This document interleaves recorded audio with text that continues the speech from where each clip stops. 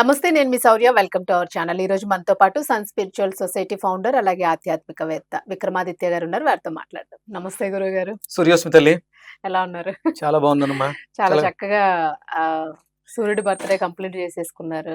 మిత్ర జయంతి. మిత్ర జయంతి, రథసప్తమిలోకి ఎంటర్ అయిపోతూ ఉన్నారు. మిత్ర జయంతి చేసామమ్మా. కరెక్ట్ గా నెల రోజుల్లో మళ్ళీ సూర్య జయంతి వస్తుంది. అంటే కన్ఫ్యూజన్ వస్తుంది చాలా మంది. డిసెంబర్ 25 ఏమో మిత్ర జయంతి, జనవరి 25 సూర్య జయంతి ఏంటి అంటే ఇక్కడ మనం సెలబ్రేట్ చేసుకోవడానికి ఒక ఈవెంట్ ఇది. సూర్యుడిలో ఉన్నటువంటి 12 రూపాలు, 12 రకాలైనటువంటి గుణాలు: మిత్ర, రవి, సూర్య, భాను, ఖగ, పూష్ణ, హిరణ్యగర్భ, మరీచి, ఆదిత్య, సవిత్ర, అర్క, భాస్కర.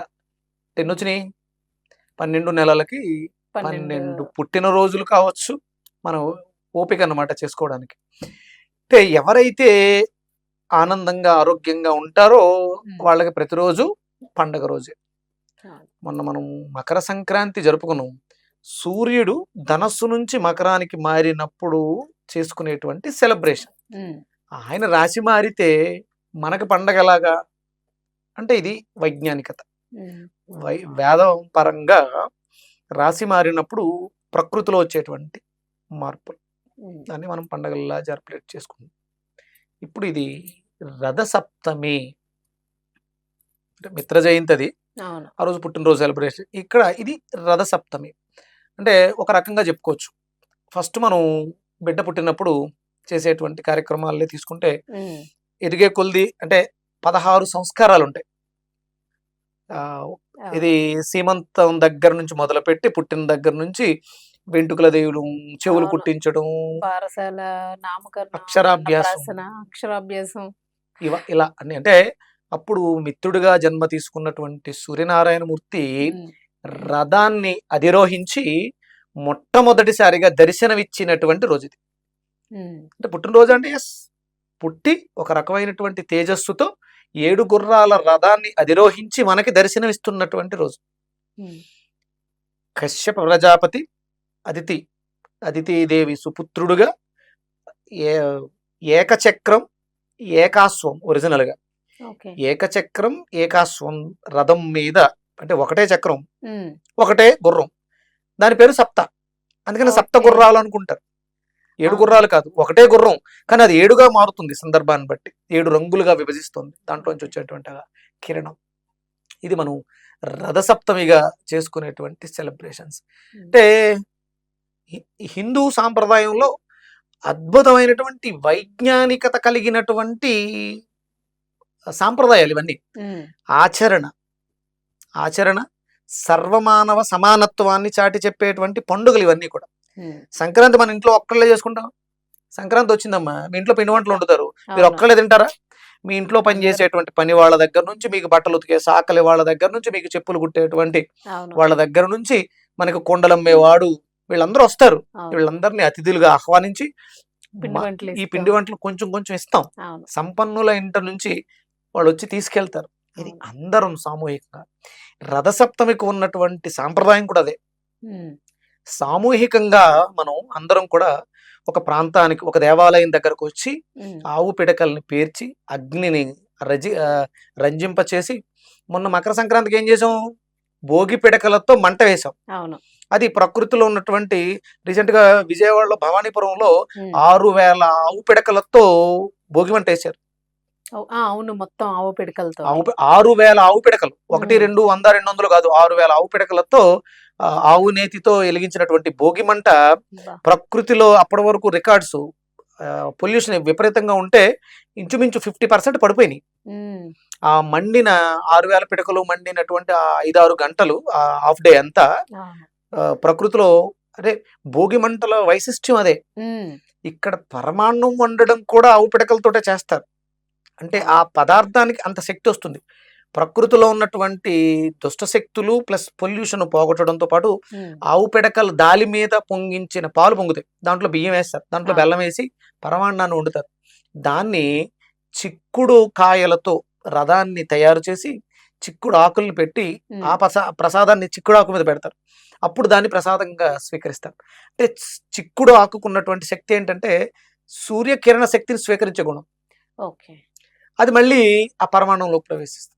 హ్మ్. దాన్ని మనడం తినడం వల్ల మనకి సప్త జన్మల అంటే 7 జన్మలు అంటే ఇంతకు ముందు జన్మలో మనకి ఏం చేసామో తెలియదు. ఈ అవును. 7 జన్మలు సప్త జన్మల పాపం కూడా ఆ చిక్కుడాకులో తిన్నటువంటి ప్రసాదంతో కొంతవరకు అంటే మీరు ఏం చేశారో మీకు తెలుసు, మీకే అవును. తెలుస్తుంది అవును. అది. అది కొంతవరకు ఉపసంహరింపబడుతుంది. హ్మ్. అలాగే రథసప్తమి రోజు జిల్లేడాకుల్ని తల మీద ఉంచుకుని ఒక రేగుపండు 7 జిల్లేడాకుల్ని తల మీద ఉంచుకుని స్నానం స్నానం చేస్తారు. చేస్తారు. 7 సంఖ్యకు ఉన్నటువంటి ప్రాధాన్యత. హ్మ్. జనవరి 8వ తారీఖు మరి రథసప్తమి. డిసెంబర్ 25 మిత్ర జయంతి చేసాం. జనవరి 25 రథసప్తమి. రథసప్తమి. 25 అంటే 7 సంఖ్యకు ఉన్నటువంటి శక్తి. ఆయన 7 గుర్రాలకి ఈ 7కు ఉన్నటువంటి ప్రాధాన్యత. ఈ రథసప్తమి ఇక్కడ మన హైదరాబాదులో యూసఫ్గూడ పోలీస్ లైన్స్ హ్మ్. సుమారు 200 మంది పోలీస్ సహోదరులతో పోలీస్ మళ్ళా డిపార్ట్మెంట్ మళ్ళా 200 మందితో సూర్య నమస్కారాలు చేయిస్తున్నారు. అబ్బబ్బబ్బా! ఒక్కసారి అంటే వాళ్ళు ఆ యూనిఫామ్ అంటే వాళ్ళ ఇది ఎందుకంటే క్రమశిక్షణ, ఆ! శ్రద్ధ ఇవన్నీ రావాలి. సూర్యుడు మనకు అవే నేర్పిస్తాడు. హ్మ్. 200 మంది యూనిఫామ్‌లో ఒక డ్రెస్ కోడ్ వాళ్ళకున్నటువంటి డ్రెస్ కోడ్‌లో హ్మ్. సూర్య నమస్కారాలు చేస్తే ఇది ఆరోగ్యదాయకం. అవును. అది చాటి చెప్పడం కూడా అంటే రథసప్తమికి ఉన్నటువంటి విశిష్టతను తెలియచేయడం కోసం ఈ కార్యక్రమం హైదరాబాద్‌లో యూసఫ్గూడ పోలీస్ లైన్స్‌లో చేస్తున్నాను. హ్మ్.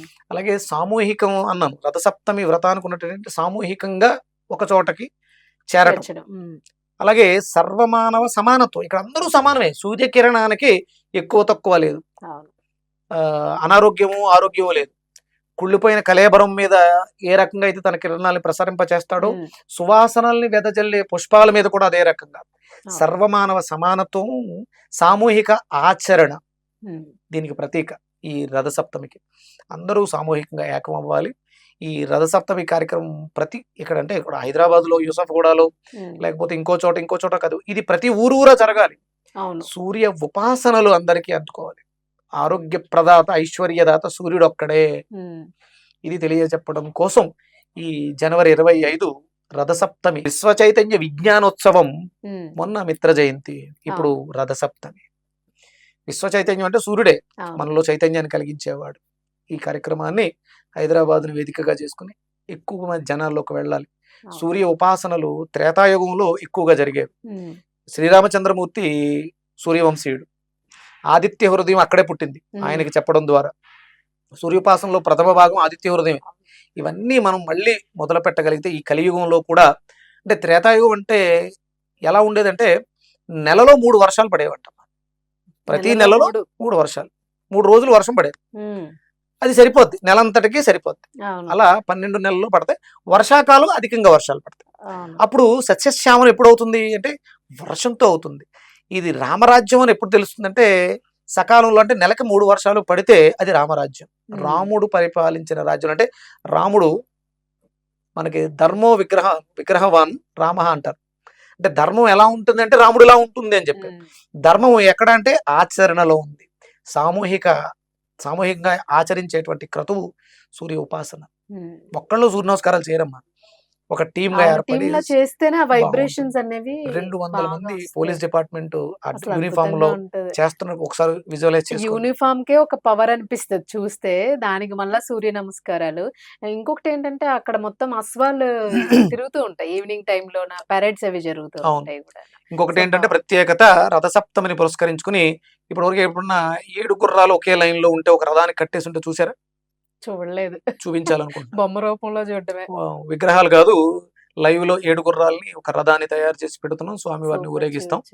రథసప్తమి దినోత్సవ శుభాకాంక్షలు అందరికీ తెలియజేయాలనుకుంటున్నాం. అందరి జీవితాల్లోనూ ఆనందము, ఐశ్వర్యము స్థిరంగా ఉండాలని మనస్ఫూర్తిగా ఆకాంక్షిస్తున్నాను. తప్పకుండా గురువుగారు. వెయిట్ మీరందరూ కూడా చేస్తాను. ఆహ్వానితులే. అందరూ కూడా వచ్చి కార్యక్రమంలో భాగస్వాములు తప్పకుండా. కండి. ఎలాంటి రుసుము అవసరం. చాలా సంతోషంగా ఉంది. అసలు నిజంగానే చాలా స్ట్రాంగ్‌గా తీసుకున్నారసలు. హ్మ్. కానీ డెవలప్‌మెంట్ బాగా వస్తుందనిపిస్తుంది. అంటే చేయగా హ్మ్. ఒక దాని మీద నిలబడాలమ్మా. అంటే జనాలు ఎలా తయారయ్యాలంటే వారాహి పూజలు చేస్తే డబ్బులు కలిసొస్తాయి. ఆ! ఈ ఇంకోటేదో చేస్తే డబ్బు డబ్బులొస్తాయి. ప్రధానం అనేది పక్కన పెట్టేస్తే మీరన్నట్టుగా ఇప్పుడు అసలు మూలం ఎక్కడుందో దాన్ని పట్టుకోగలిగితే ఆటోమేటిక్‌గా ఒకటి ఒకటి వచ్చేస్తాయి.